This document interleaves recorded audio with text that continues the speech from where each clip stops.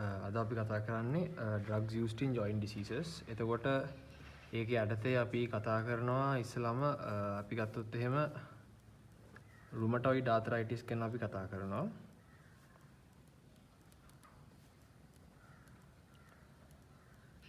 ඊට පස්සේ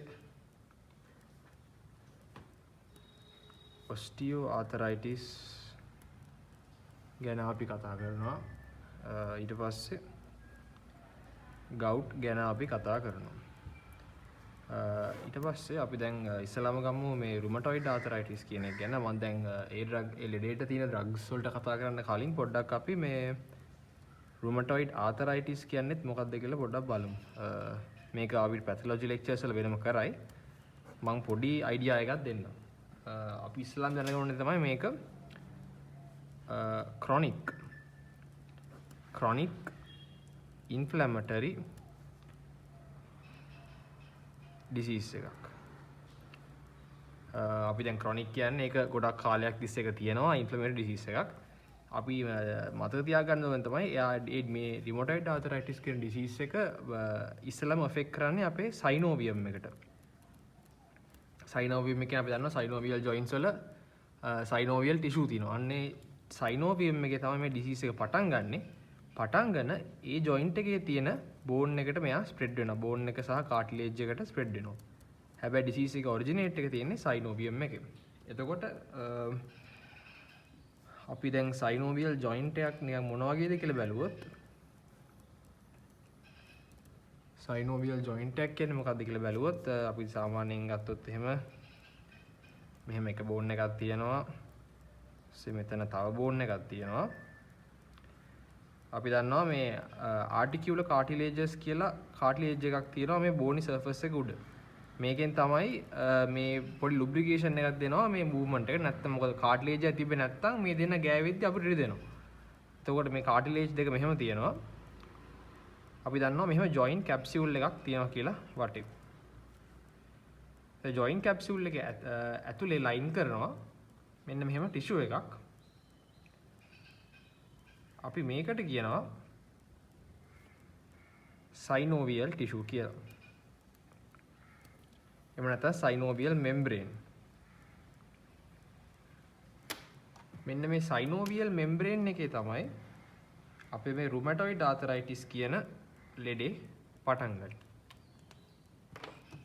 මේ articular cartilage එක මේ bones දෙක මේ තමයි synovial ඇතුලේ තියෙන synovial membrane එක.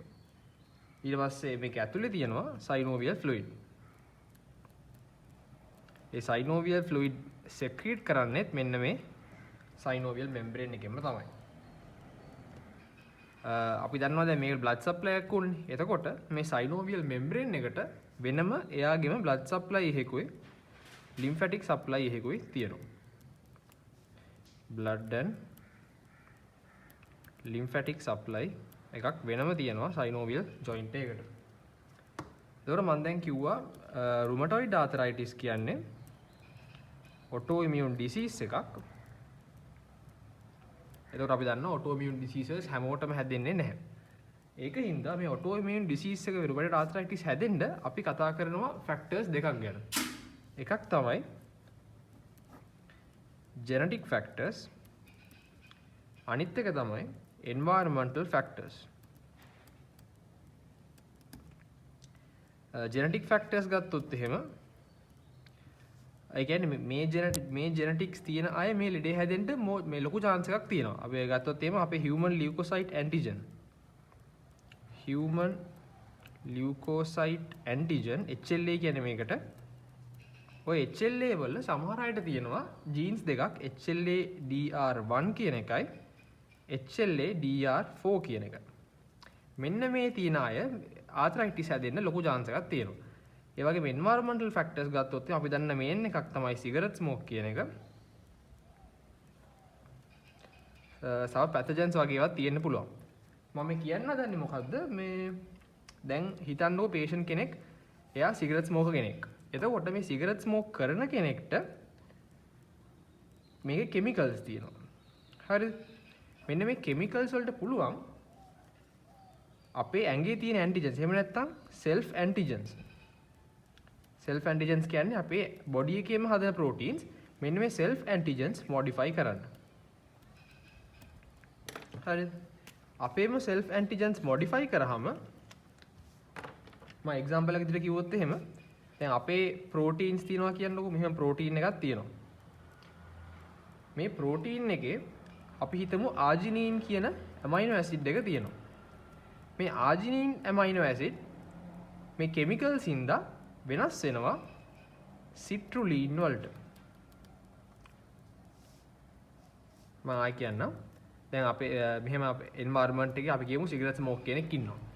ඒ cigarette smoker ඒකේ තියෙන chemicals වල මේ අපේ self antigen නැත්නම් එහෙම අපේ ඇඟේ තියෙන antigens modify වෙනවා. modify කිව්ව example එකක් විදියට දැන් මේ protein එකක් මෙහෙම තියෙනවා. ඒ protein එකේ තියෙනවා arginine amino acid. ඔය arginine amino acid වෙනස් වෙනවා citrulline වලට. අපි මේ process එකට කියනවා citrulination කියලා. ඊට පස්සේ හැදෙන protein එක අපේ immune අපි දන්නවා අපේ immune cells වලින් අපේ මේ ওই තියෙන antigens හැම එකක්ම sample කරලා බලනවා. එතකොට මෙන්න මේ human leukocyte antigen එකේ මෙන්න මේ දෙන්න ඉන්නවනේ. මෙන්න මේ දෙන්න තියෙන immune cells අපි කියමු ටිකක් මෝඩයි කියලා. ඇයි මෝඩයි කියන්නේ? ඒගොල්ලන්ට මෙන්න මේ arginine එක citrulline වුණාම මෙයා තාමත් අපේ ඇඟේ antigen එකක් කියලා අඳුර ගන්න බෑ. එහෙම වුණොත් එයා දකිනවා මෙයා self antigen එකක් නොවන බව. එතකොට මේ immune cells මෙන්න මේ දැන් citrullinate උන protein එකට attack කරනවා. ඒ attack කරලා එයා autoimmune response එකක් පටන් ගන්නවා. ඔන්න ඔය autoimmune response එකට මුනහම තමයි මේ rheumatoid arthritis කියන ලෙඩේ එන්නේ.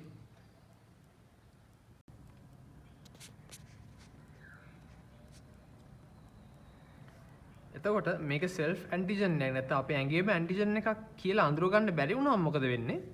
අපේ ඇඟේ තියෙනවා antigen presenting cells. එතකොට මේ antigen presenting cells ගිහින් ඕක පෙන්නනවා අපේ CD4 T cells වලට. CD4 T cells වලට T cell response එකක් පටන් ගන්නවා සහ එයා B cells activate කරනවා. B cells activate කරාම මේ B cells plasma cells බවට පත් වෙලා ඒගොල්ලෝ හදනවා antibodies.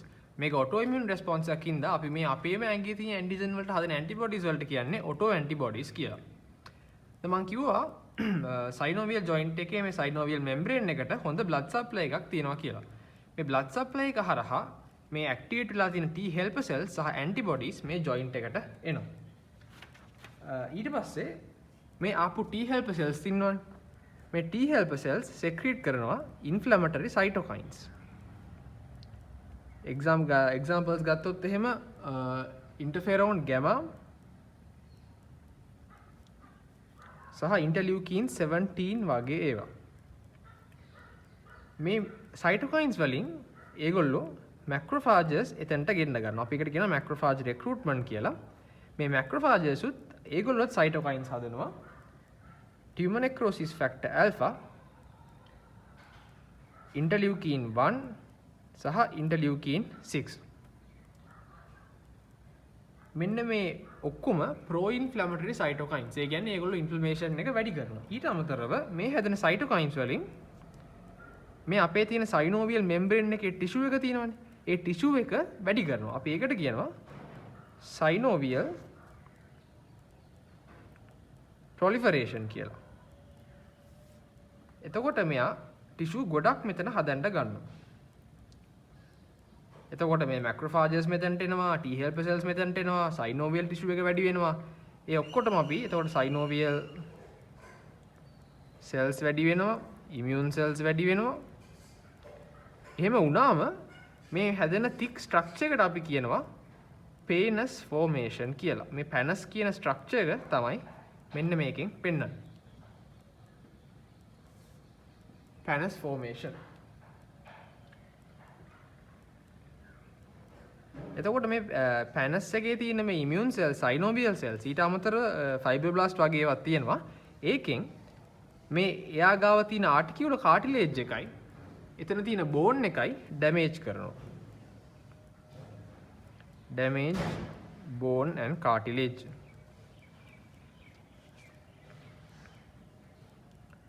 ඊට අමතරව මේ synovial cells වලින් activate වුණාම ඒගොල්ලෝ secrete කරනවා proteases.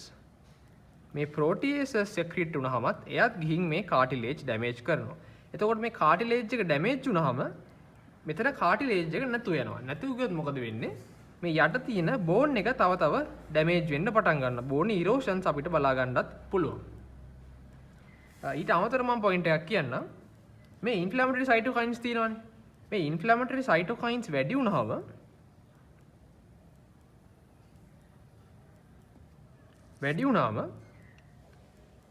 අපි දන්නවා T cells වල තියෙනවා rank ligand කියලා ligand එකක්. rank L අපි කියන්නේ ඒක. rank L. ඒ කියන්නේ rank ligand. ligand කියන්නේ මේ bind වෙන තැනකටනේ. ඉතින් මේ rank ligands වැඩි වුණාම මොකද වෙන්නේ? අපි දන්නවා osteoclast තියෙනවා. osteoclast වලින් bone resorption එක තමයි කරන්නේ. මේ osteoclast වල තියෙනවා මෙන්න මේකට rank receptor එකක්. rank receptor. මෙන්න මේ දෙන්න bind වුණාම මේ osteoclast activate වෙනවා. osteoclast activate වුණාම මොකද වෙන්නේ? එයා තවත් මේ bone එක damage කරන්න පටන් ගන්නවා. අපි දැන් කතා කරා T cells function එක ගැන. ඊට අමතරව antibodies ඇවිල්ලත් මේ antibodies අපි mainly ගත්තොත් එහෙම antibodies දෙකක් කතා කරනවා. එකක් තමයි rheumatoid factor කියන එක. rheumatoid factor antibody. අනිත් එක තමයි anti citrullinated protein antibody anti CCP. මේවා ගැන ලොකු දුරට පැතලොජි ලෙක්චර්ස් වල කතා කරයි. මම මේ පොඩි ඉන්ට්‍රොඩක්ෂන් එකක් දුන්නේ. මොකද දැන් ඩ්‍රග්ස් ගැන කතා කරලා වැඩක් නැහැ. මෙන්න මේවා වැඩ කරන්නේ කොහොමද කියලා පොඩ්ඩක් තීරමක් ආවේ නැත්තම්. දැන් මේ අපි කතා කරේ මේ ස්පෙસિෆිකලි ජොයින්ට් එකට තියෙන අවුල් ගැන. ඊට අමතරව අපි දන්නවා දැන් මේ සයිටෝකයින්ස් බ්ලඩ් වල යන්නේ. බ්ලඩ් වල ගියාම ඒ වලට සිස්ටීමික් ඉෆෙක්ට්ස්. එහෙම නැත්නම් අපේ ඇඟේම තියෙන ඉෆෙක්ට්ස් දෙන්න පුළුවන්. අපි ගත්තොත් එහෙම ෆීවර්, මැලේස් ඒ වගේ ඒවා තියෙනවා. ඊට අමතරව ජොයින්ට් එකට ඇරෙන්න අපේ ලංග්ස් ඊට පස්සේ ස්කින් අපේ බ්ලඩ් වෙසල්ස් ඒ වලත් එක චේන්ජස් වෙන්න පුළුවන්. ඒතර අපි patient කෙනෙක් ට්‍රීට් කරනවා නම් එයාගේ ජොයින්ට් එක ගැනත් එයාට වෙන්න පුළුවන් අනිත් දේවල් ලං එක, ස්කින් එක, බ්ලඩ් වෙසල්ස් වල ඇතරෝස්ක්ලෙරොසිස් වගේ කොමොබිඩිටිස් ගැනත් හිතන්න ඕනේ.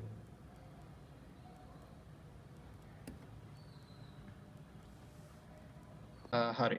එතකොට මම දැන් කලින් ඉන්ට්‍රොඩක්ෂන් එකක් දුන්නා ඩිසීස් එක හැදෙන්නේ කොහොමද කියලා. ඊට පස්සේ අපි පොඩ්ඩක් ඒක පාවිච්චි කරන ඩ්‍රග්ස් බලමු. මේ PowerPoint presentation එකත් අප්ලෝඩ් කරලා ඇත්තේ ඒක බලන්න පුළුවන් ඔයගොල්ලන්ට. මම කලින් කිව්වා වගේ දැන් ඒක chronic synovial inflammation එකක්, autoimmune disease එකක්. අපි කලින් කතා කරා වගේ cytokines වලින් තමයි මේකේ ලොකු effect එකක් තියෙන්නේ. ඒකෙත් tumor necrosis factor alpha, interleukins 1, 6, 17 ඔය ටික ගැන අපි කතා කරා කලින්. මම අර කලින් කිව්වා වගේ මේකෙන් pathogenesis එක බලුවොත් එහෙම self antigen modification එක, ඊට පස්සේ antigen presentation, CD4 T cell activation, cytokine secretion, ඒකෙන් B cell activation එකක් වෙනවා, ඒකෙන් antibody production එකක් හැදෙනවා, immune complex එකක් හැදෙනවා. අපි දන්නවා immune complex එකක් හැදුනොත් එහෙම ඒකෙන් අපිට complement activation එකක් වෙලා මෙතන complement activation එකක් වෙන්න පුළුවන් කියලා අපි දන්නවා. complement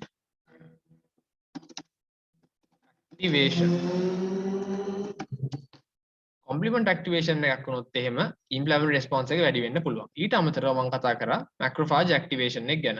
ඒකෙන් secrete වෙනවා තව cytokines.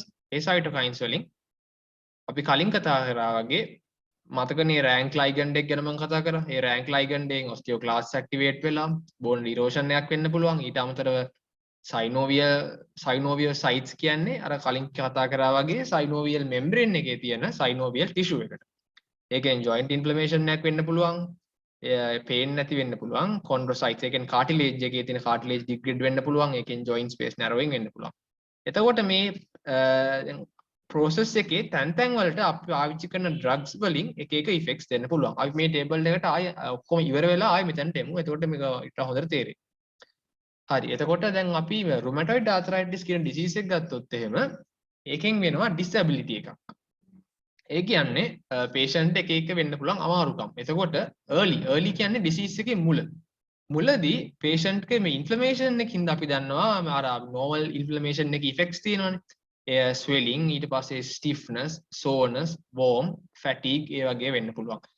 මේකේ තියෙන important දේ තමයි එයා potentially reversible. ඒ කියන්නේ මේ වෙලාවේ අපි disease එක identify කරලා treat කරොත් එහෙම මේ patient අපිට reverse කරන්න පුළුවන්. හරි. එතකොට හැබැයි දැන් මේ ලෙඩෙන් වෙන අමාරුකම් හින්දා patient disable වෙන්න පුළුවන්. හේතු ගත්තොත් එහෙම අපි දෙන drugs වල නැත්නම් එයා මේ drugs වලට මේ disease එක හරියට control කරන්න බැරි වෙන්න පුළුවන්. එහෙම වුණොත් patient disable වෙන්න පුළුවන්. එහෙම නැත්නම් compliance. ඒ කියන්නේ දැන් අපි බෙහෙත් දුන්නාට patient බෙහෙත් හරියට බොන්නේ නැත්නම් එයා අපි දෙන treatment එකට compliant වෙලා නැහැ. එහෙම වුණොත් එහෙමත් patient disability වෙන්න පුළුවන්. ඊට අමතරව දැන් අපි අපි ගන්න එක drug එකක් තමයි මේ steroids කියන එක. මේ steroids කියන එක ඒ drug එක හින්දාත් වෙනම side effects වෙන්න පුළුවන්. ඒ side effects හින්දා osteoporosis වගේ දේවල් වැඩි වෙන්න පුළුවන්. ඊට අමතරව drugs අපි අහන්න නැත්නම් එහෙම නැත්නම් සමහර drugs තියෙනවා ඒ වලට මේ cardiovascular risk එක වැඩි වෙනවා. ඔය atherosclerotics වගේ plaques එහෙම හැදෙන්න පුළුවන්. ඒක වෙන්න පුළුවන්. එහෙම නැත්නම් අපි මේ NSAID වගේ drugs වලට bleeding වෙන්න පුළුවන්. ඒ වල වුණොත් එහෙම patient disable වෙනවා. ඊට පස්සේ අපි කතා කරනවා late rheumatoid arthritis ගැන. ඒ කියන්නේ දැන් disease එක වෙලා ටිකක් වෙලා. එතකොට එහෙම වුණොත් එහෙම අපේ bone damage වෙන්න පුළුවන්. cartilage, ligaments, other structures ඔක්කොම damage වෙන්න පුළුවන්. එහෙම වුණොත් patient ට වෙන damage එක වැඩි. එතකොට මේ late rheumatoid arthritis මේ කාලේ අපි patient අඳුරගත්තොත් එහෙම සාමාන්‍යයෙන් අපිට disease එක reversible කරන්න බැහැ.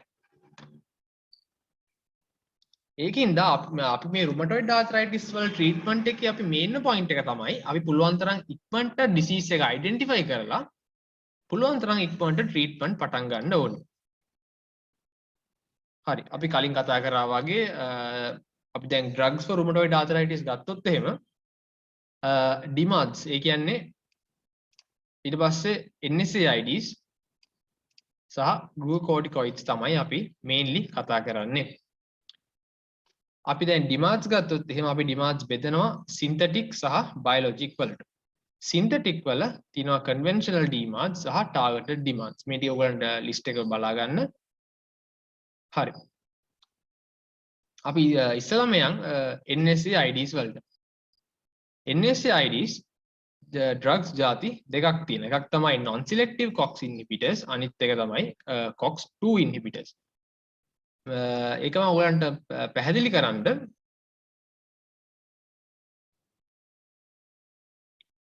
හරි. එතකොට දැන් මම කලින් කිව්වා වගේ මේ NSAIDs ගැන කතා කරද්දී අපි කතා කරනවා non selective COX inhibitor, cyclooxygenase inhibitor සහ cyclooxygenase 2 inhibitor කියලා දෙකක්. මම එක්ස්ප්ලেইন කරන්නේ මෙහෙම. දැන් අපි ඇඟේ තියෙන phospholipids ගත්තොත් එහෙම ඒ phospholipids convert කරනවා arachidonic acid වලට. arachidonic acid මේ අපේ enzymes ඇඟේ දෙකක් තියෙනවා cyclooxygenase 1 cyclooxygenase 2. මේ cyclooxygenase 1 කියන්නේ එයා constitutive enzyme එකක්. අපි මේ enzyme එකට කියනවා housekeeping enzyme කියලා. housekeeping enzyme එකක් කියන්නේ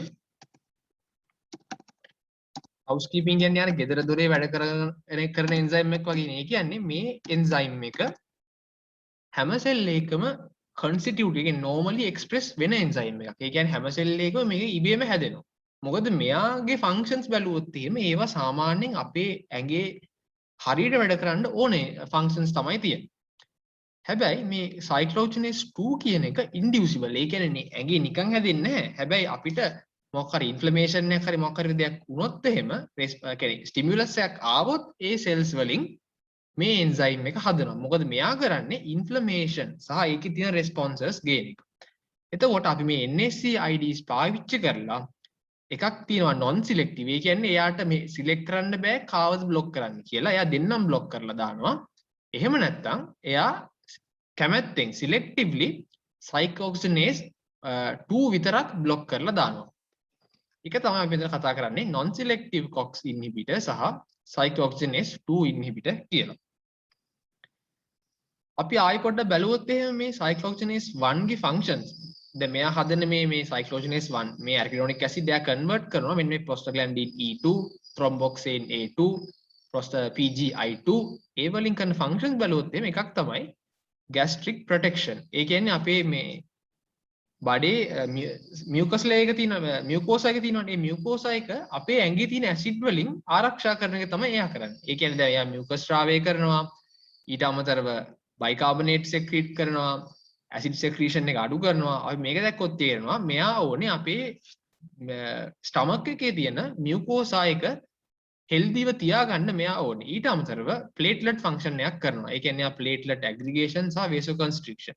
ඊට අමතරව කිඩ්නි එකෙත් ෆන්ක්ෂන් එකක් තියෙනවා. COX cyclooxygenase 2 වලින් හදන මේ inflammatory proteases prostaglandins එයා ඕනේ ඉන්ෆ්ලමේෂන් එක හදන්න. එතකොට මේ NSAID වල therapeutic effect එක අපි මේ NSAID එක පාවිච්චි කරන්නේ අපේ ඇඟේ තියෙන ඕන නැති ඉන්ෆ්ලමේෂන් එක අඩු කරන්නනේ. එහෙනම් අපිට ඕනේ ඒ කියන්නේ එයාගේ therapeutic effect එක.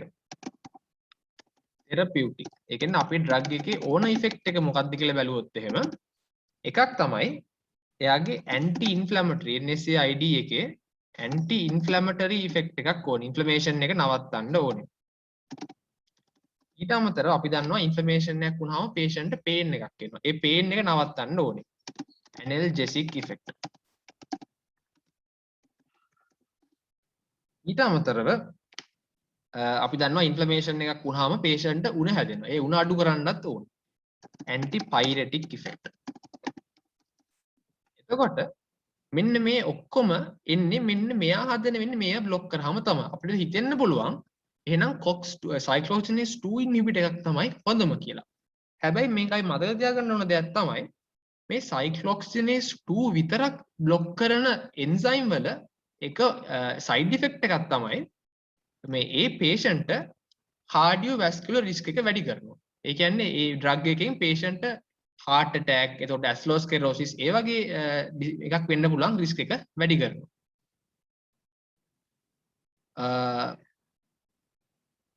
හරි. ඊට අමතරව දැන් අපි බැලුවොත් එහෙම cyclooxygenase 1 වලින් මේ ටික අපි හිතනවා දැන් non selective COX inhibitor එකකට යන්කෝ. මෙන්න මෙයා මොකද්ද කරන්නේ? මෙයා දෙකම બ્લોක් කරලා දානවා. මේකත් නැහැ මේකත් නැහැ. එහෙම වුණොත් එහෙම මෙන්න මේ හොඳ වැඩ ටිකත් අපිට නැතුව යනවා. එතකොට මොකද්ද වෙන්නේ? අපේ මේ ඇසිඩ් වලින් අපි මේ ස්ටමක් එකේ ලයිනින් එකේ බේරගෙන ඉන්න මේ ෆන්ක්ෂන් ටික නැති හින්දා patient ස්ටමක් එකේ අල්සර්ස් වෙලා බ්ලීඩ් වෙන්න පුළුවන්. හරිද? ඒ කියන්නේ බ්ලීඩින් රිස්ක් එකක් patient තියෙනවා. අපි දැන් කලින් කිව්වා වගේ gastric bleeding, gastric ulcers, gastric irritation ඒවා වෙන්න පුළුවන්. හරිද? acute renal insufficiency වෙන්න පුළුවන්. මේ ඔක්කොම මෙන්න මේ ෆන්ක්ෂන් ටික නැති වෙන හින්දා තමයි මෙන්න මේ හේතු වෙන්නේ. non selective නේ. ඒ කියන්නේ යා cyclooxygenase 1 cyclooxygenase 2 දෙකම ඉන්හිබිට් කරනවා. හරිද? එතකොට දැන් selective COX2 inhibitor COX2 විතරයි නම් මෙයා ඉන්හිබිට් කරන්නේ. මෙන්න මේ ටික තියෙනවා. ඒක හින්දා එයාගේ bleeding risk එක අඩුයි. හැබැයි මෙයාගේ එක අවුලක් තමයි මෙයා vascular thrombosis එකක් කරනවා. ඒ කියන්නේ මේ patient heart attack ඒ වගේ risk එකක් එන එක වැඩි. ඒකින්ද මතක තියාගන්න ඕන දෙයක් තමයි අපි COX cyclooxygenase 2 කියන drug එක අපි දෙන්නේ patient GI bleeding risk එකක් තියෙනවා නම් විතරයි. මොකද එයා දුන්නොත් එහෙම ඕනම කෙනෙක්ගේ vascular thrombosis එකක් වෙන්න chance එක වැඩි. එහෙම වුණොත් අපිට එන patient එකේ කොහොමත් එයාට කලින් ඉඳන් මේ gastrointestinal bleeding risk එක වැඩි නම් එහෙම වුණොත් අපි මේ risk එක අපි තියාගෙන COX2 inhibitor එකක් දෙනවා. හැබැයි එයාට එහෙම normally bleeding risk එකක් නැත්තම් අපි අමුතුවෙන් මේක දෙන්න හදන්නේ නැහැ. මොකද cyclooxygenase 2 වල vascular thrombosis risk එකක් තියෙන හින්දා.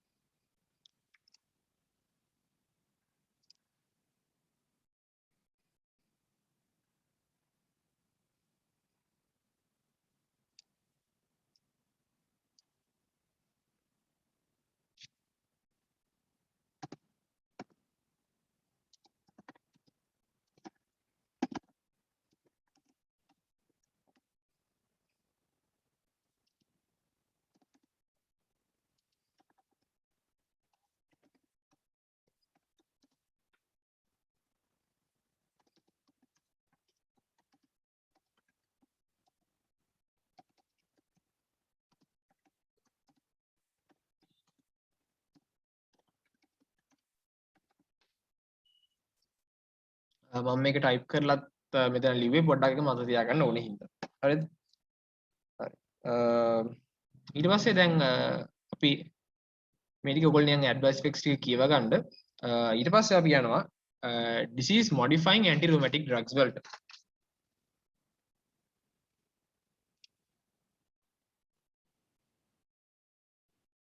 එතකොට ඩිමාස් පාවිච්චි කරොත් එහෙම අපිට patient ගේ swelling එක සහ inflammation එක අඩු කරන්න පුළුවන්.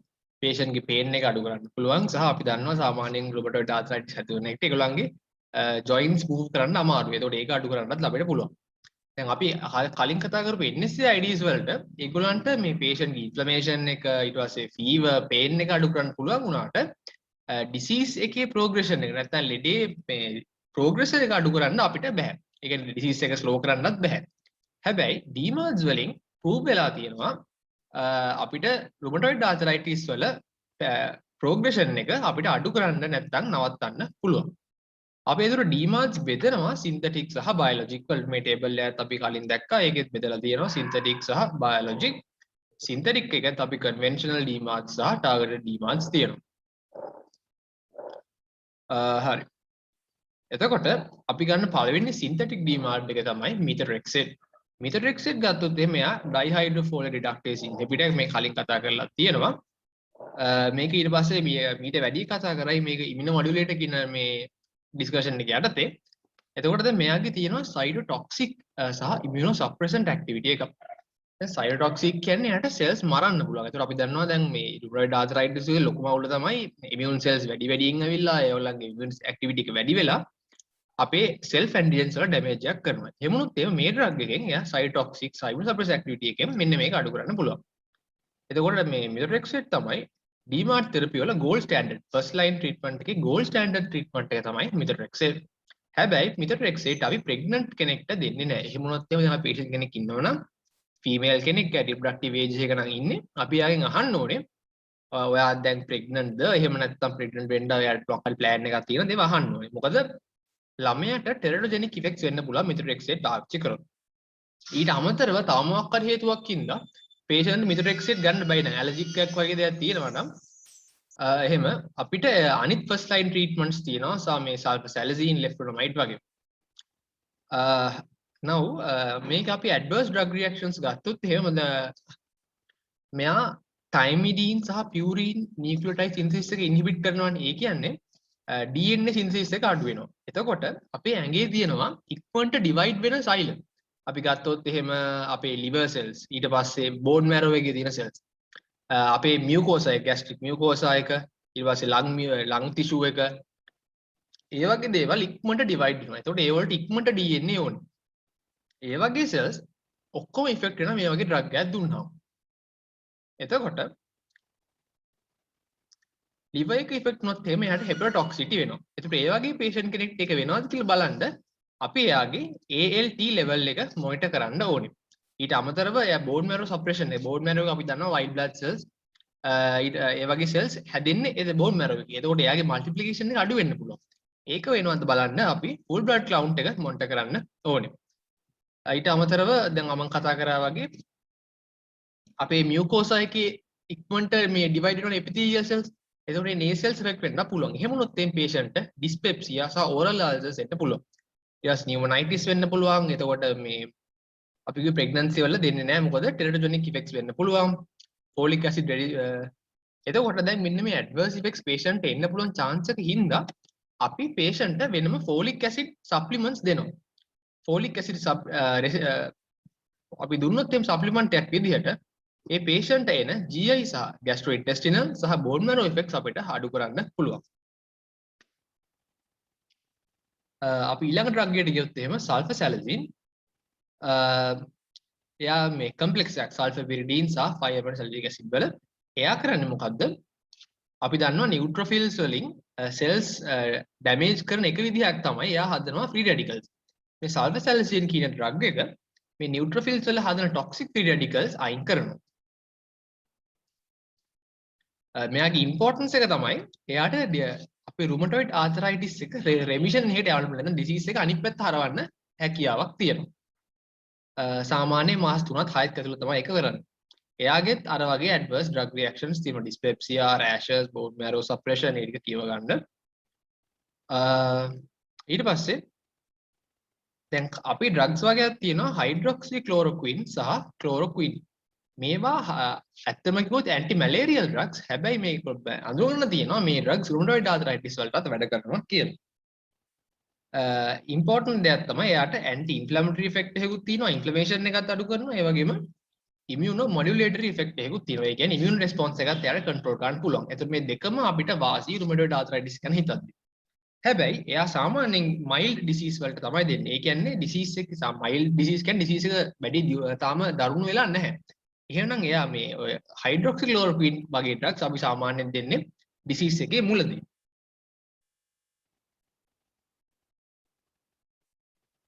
හරිද? ඒක අපි පොඩ්ඩක් ඒක මතක තියාගන්න. Started early in disease.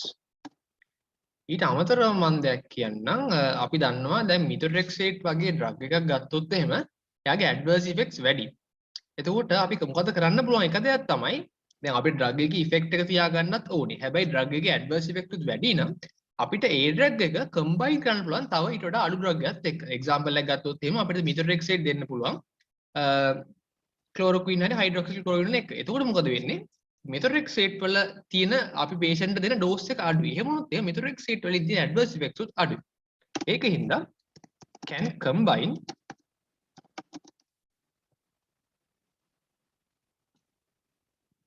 with methotrexate to reduce the adverse effects. හරිද? එතකොට අපි දැන් ගත්තොත් මේ කොහොමද වෙන්නේ කියලා hydroxychloroquine එයා මොකද කරන්නේ? දැන් අපි දන්නවා අපේ අනිත් ටිෂුස් ඇටැක් කරන එක විදිහක් තමයි අපි ඒගොල්ලන්ව අපේ සෙල්ස් ඇතුළට අරගෙන වැකියෝල් එකක් ඇතුළට දාලා ඒකට ඇසිඩ් දාලා ඒගොල්ලන්ව කඩලා දානවා.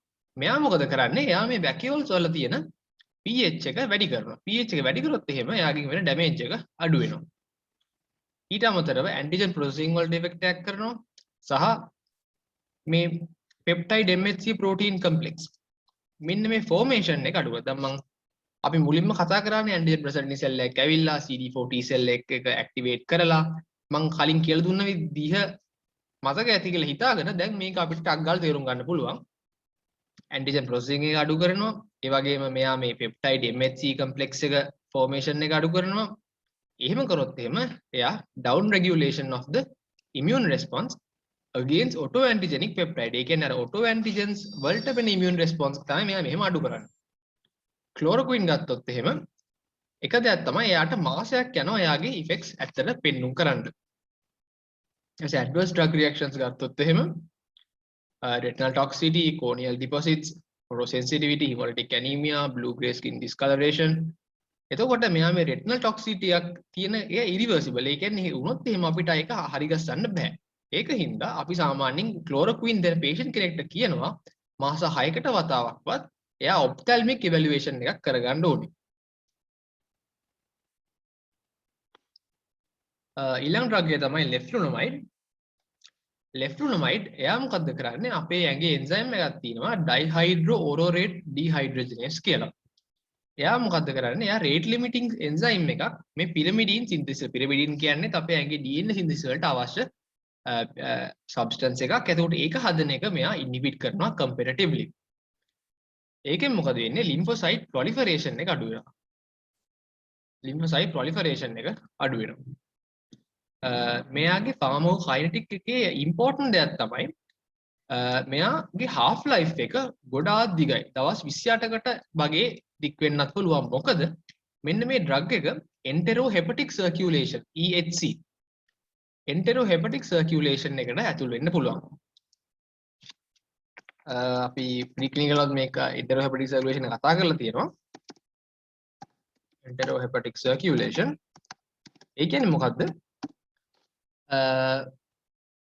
දැන් බයිල් වගේ දේවල් වලින් අපි දන්නවා බයිල් සෙක්‍රීට් වුණාම පස්සේ එයා අපේ intestinal tract එක ඔස්සේ ගිහින් එළියට යනවා. හැබැයි බයිල් වලින් සෙක්‍රීට් වෙන එක ආයි අපේ ඇඟෙන් ඇබ්සෝබ් කරලා ගන්නවා. එතකොට ආයි සර්කියුලේට් වෙනවා ඇඟෙන්.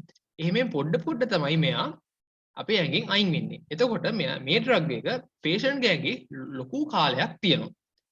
එතකොට මේ ඩ්‍රග් එක අපි ප්‍රෙග්නන්සි වල දෙන්නේ. ඒ කියන්නේ මේ ඩ්‍රග් එක දුන්නොත් එහෙම අපි පේෂන්ට් අවුරුදු 2ක් යනකම් අපි යාට කන්ට්‍රසෙප්ටිව්ස් පාවිච්චි කරන්න කියන්න ඕනේ. මොකද ළමයට එක එක ඉෆෙක්ට්ස් වෙන්න පුළුවන් හින්දා අවුරුදු 2ක් යනකම් අපි patient මේ drug එක දෙනවා නම් advice කරන්න ඕනේ female patient කෙනෙක් නම් use contraceptives. ඒක ඉන්නේ සාමාන්‍යයෙන් මේක pregnant patient කෙනෙක්ට නැත්නම් pregnant වෙන්න හිතාගෙන ඉන්න patient කෙනෙක්ට දෙන්න හොඳ drug එකක් නෙමෙයි. ඊට අමතරව මෙයාගේ action එක වෙන්නත් මාසයක් විතර යනවා. ඒතර මෙයාගේ adverse effects තියෙනවා. මේ ඔක්කොම adverse effects සමානයි. මොකද මේ හැම එකෙන්ම කරන්නේ අර rapidly dividing cells වලට තමයි මෙයාගේ adverse effects එන්නේ.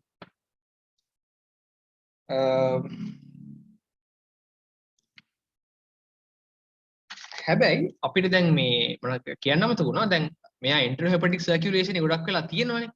මේකට පොඩි පිළියමක් විදියට අපිට මේ activated charcoal දෙන්න පුළුවන්.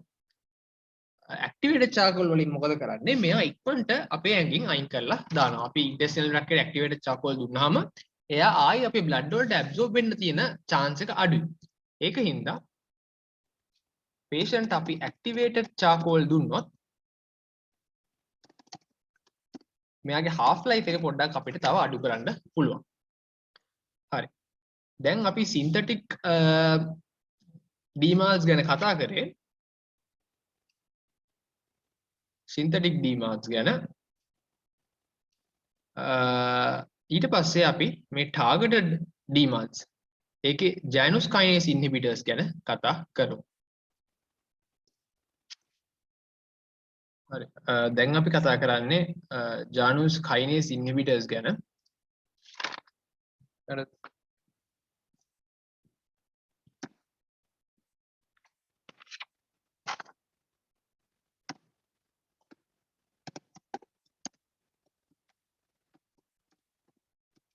මෙයා ඇවිල්ලා targeted DMARD එකක්. මම ඉස්සෙල්ලා මෙයා ඇඩ් කරන විදිය මම කියලා දෙන්න. මෙන්න මෙහෙම අපි ඉස්සෙල්ලා හිතමු.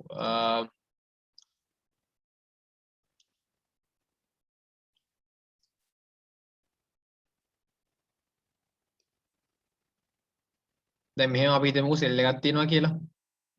මේ සෙල් එකේ අපි දන්නවා cytokine receptors තියෙනවා. එතකොට මේ cytokine receptors වල stimulate කරන්න අපි හිතමු මෙහෙම molecule cytokine එකක් තියෙනවා. අපි හිතමුකෝ මේක example එකක් විදිහට interleukin 2 කියලා ගමුකෝ. එතකොට මේ interleukin 2 cytokine එක ඇවිල්ලා මේ cytokine receptor එකට bind වෙනවා. මේ receptor එක ඊට පස්සේ activate වෙනවා. හැබැයි දැන් මේ receptor එක activate වුණාට මෙයා ඇවිල්ලා inflammatory cytokine එකක් නේ. එතකොට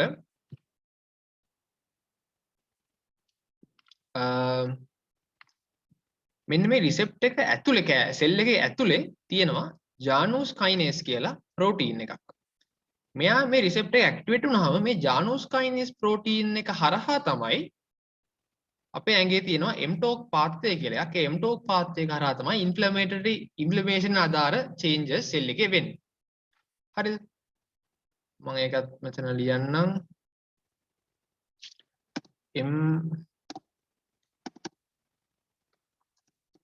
mTOR pathway. මේ mTOR pathway එකට යන්නේ මෙන්න මේ Janus kinase protein එක හරහා. මේ drug එකෙන් මොකද්ද අපි කරන්නේ? Janus kinase inhibitor එක එයා ඇවිල්ලා මෙන්න මෙතන inhibit කරනවා.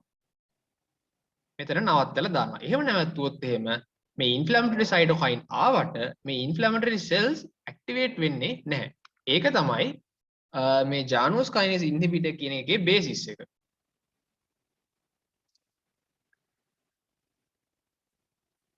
හරි. දැන් අපි මේකට අයන් මම කලින් කිව්වා වගේ මේ type 1 type 2 cytokine receptors වලට මේ Janus kinase protein එක ඕනේ තමන්ගේ effect එක cell එකට කරන්න. එහෙම වුණොත් අපි inhibit කරොත් එහෙම මොකද වෙන්නේ? pro inflammatory cytokine production එක තාදුරටත් වෙන්නේ නැහැ. මේ ඔයගොල්ලෝ කියව ගන්න example එක මම දීලා තියෙනවා autofactory inhibit කියලා. හරි. දැන් අපි ඊළඟට යන් biological DMARDs වලට. දැන් අපි targeted DMARD එක කතා කරා. ඊට පස්සේ අපි යනවා DMARDs වල biologic DMARDs වලට. දැන් ඕගොල්ලන්ට මම අර කලින් මුලින්ම කියලා දුන්නා වගේ අපි කතා කරපු interleukin සහ අනිත් cytokines තමයි මෙතන අපි inhibit කරන්න යන්නේ. එතකොට අපි කිව්වා මේන්ම cytokines තමයි tumor necrosis factor සහ interleukins. එතකොට මෙතන අපි කතා කරනවා tumor necrosis factor antagonist එකක් ගැන. එතකොට මේ tumor necrosis factor හදන්නේ macrophages සහ monocytes වලින්. අපි දන්නවා macrophages ගොඩාක් එනවා මේ joint inflammation එකට. එතකොට අපි මේ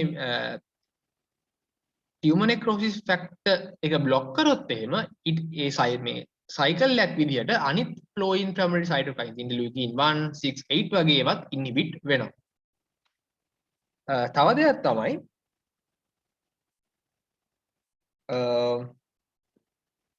examples ගත්තොත් එහෙම infliximab, adalimumab මේ දෙක මතක තියාගන්න. මේ infliximab කියන එකේනා TNF alpha හදන cells එයා මරලා දානවා. එයා intravenous දෙන්නේ මාස දෙකකට සැරයක් තමයි දෙන්නේ. හරිද? මෙයා කරන්නේ මොකද්ද? kill cells that express TNF alpha. ඒ කියන්නේ TNF alpha හදන cells ටික මරලා දාන්නේ infliximab කියන tumor necrosis factor antagonist එකෙන්. තව drug එකක් තියෙනවා adalimumab. එයා මොකද කරන්නේ? එයා ඇවිල්ලා monoclonal antibody එකක්. එයා ගිහින් bind වෙනවා TNF alpha වලට. human TNF alpha වලින් bind වෙලා එයා receptor එකට bind වෙන එක නවත්තනවා. එතකොට mode of action එක ගත්තොත් එහෙම මෙයාට වෙනස්. etanercept කියලා තව TNF alpha antagonist එකක් තියෙනවා. එයා මොකද්ද කරන්නේ? එයාත් ගිහින් bind වෙනවා TNF වලට. bind වෙලා එයා TNF receptor එකක් තියෙන interaction එක නවත්තලා දානවා. එතකොට adverse drug reactions ගත්තොත් එහෙම දැන් අපි දන්නවා tumor necrosis factor කියන්නේ අපි immune response එකේ ලොකු important cytokine එකක්. අපි ගත්තොත් එහෙම මේක මත තියාගන්න ඕන side effect එකක් තමයි මෙන්න මේ patient ලට mycobacterial tuberculosis infection එකක් වෙන්න chance එක වැඩි. මේක important point එකක්. ඊට අමතරව අපි දන්නවා malignancy වෙන්න chance එකත් වැඩි. මොකද cancer cells මරන්නේ සහ infections මේවා කරන්නේ අපේ ඇඟේ තියෙන immune response එකෙන්. immune response එකේ කෑල්ලක් තමයි මේ tumor necrosis factor කියන්නේ. ඒකට එයා inhibit වුණොත් එහෙම මේ opportunistic infections, cancers වගේ දේවල් වෙන්න පුළුවන් chance එක වැඩි. ඊට අමතරව demyelinating disorders වෙන්න පුළුවන්. ඒ වගේම chronic heart failure තියෙන කෙනෙක්ගේ condition එක තව ටිකක් බරපතල වෙන්න පුළුවන්. ඒකින්ද සාමාන්‍යයෙන් අපි heart failure patient කෙනෙක්ට TNF alpha antagonist එකක් දෙන්නේ නැහැ. අනිත් එක තමයි interleukin 1 receptor antagonist. අර මුලින්ම කතා කරපු තව cytokine එකක්. එයාගේ example එක තමයි anakinra කියන්නේ. එයා මොකද කරන්නේ? එයා interleukin 1 receptor එක block කරලා දානවා. ඊට පස්සේ anti CD20 monoclonal antibody. එයා මොකද කරන්නේ? එයා ඇවිල්ලා monoclonal antibody එක killing of CD20 plus cells. CD20 plus cells එයා මරලා දානවා. විදි දෙකක් තියෙනවා. එකක් තමයි complement mediated අනිත් එක antibody dependent.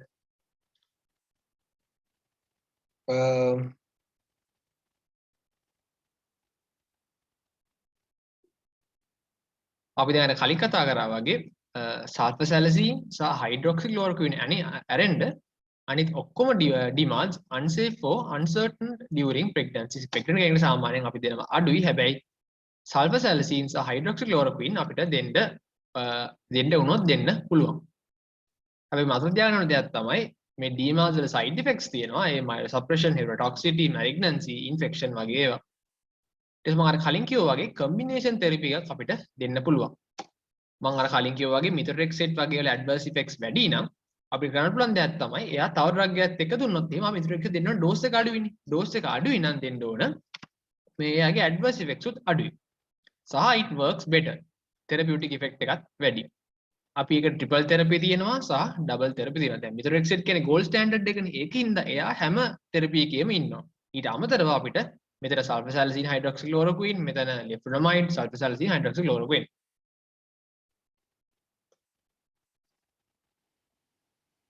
හරි. ඊට පස්සේ රුමටොයිඩ් ආතරයිටිස් වලට අපි කතා කරන අනිත් ඩ්‍රග් එක තමයි ග්ලූකෝකෝටිකොයිඩ්ස්. එයා ඇවිල්ලා potent anti inflammatory drug. ඒ කියන්නේ අපිට දැන් ඉන්ෆ්ලමේෂන් එක කන්ට්‍රෝල් කරන්න ඕන නම් තියෙන strongest drug එක තමයි glucocorticoids. හැබැයි එයා long term use අපි patient එක දිගුකාලීනව දෙනවා නම් ඒකට adverse effects ගොඩක් තියෙනවා. ඒකින්ද සාමාන්‍යයෙන් අපි glucocorticoids පුළුවන් තරම් අඩු ඩෝස් එකකින් සහ පුළුවන් තරම් අඩු කාලයකට තමයි දෙන්නේ. එයා පාවිච්චි කරන්නේ සාමාන්‍යයෙන් අපි disease එක control කරගන්න.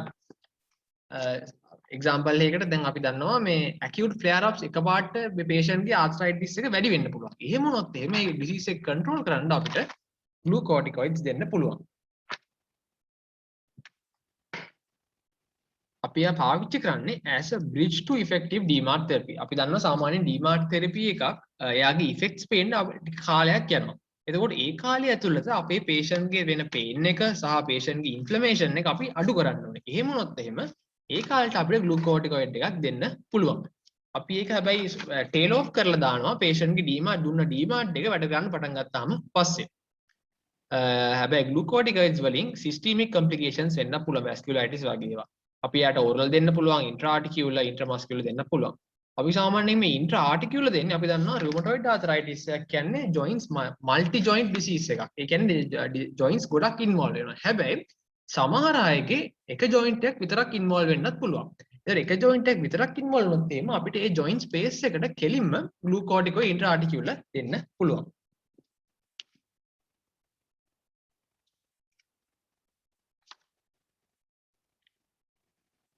හරි.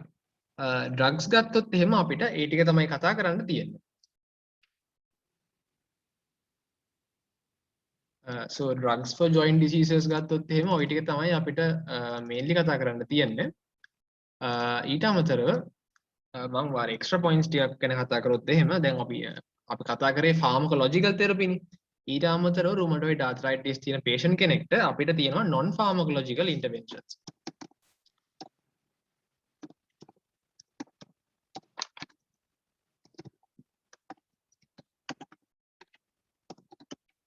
ඒ කියන්නේ drugs වලට අමතරව අපි කරන interventions. එකක් තමයි අපිට dynamic exercises. සාමාන්‍යයෙන් අපිට dynamic exercises patient දෙන්න පුළුවන් කරන්න කියලා. හැබැයි මේවා මේ දැන් acute flare up එකක් තියද්දී patient දෙන්නේ නැහැ. සාමාන්‍ය acute flare up එකක් තියද්දී patient ගේ joint එක පුළුවන් තරම් අඩුවෙන් තමයි move කරන්නේ. හැබැයි normal අවස්ථාවේදී අපිට exercises දෙන්න පුළුවන්. ඊට අමතරව occupational therapy. ඒ කියන්නේ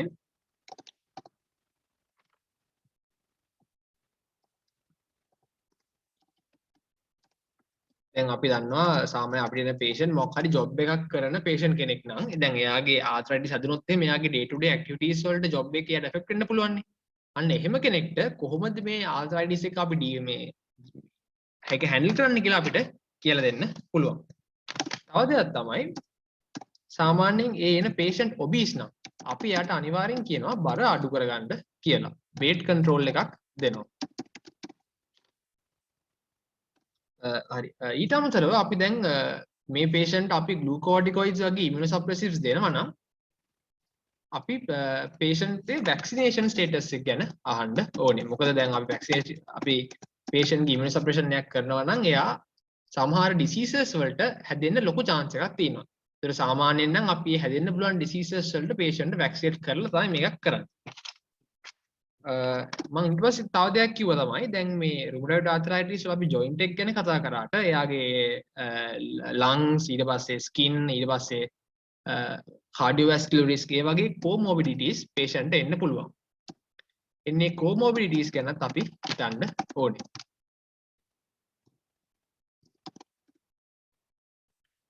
ඊට අමතරව අපි patient educate කරන්න ඕනේ.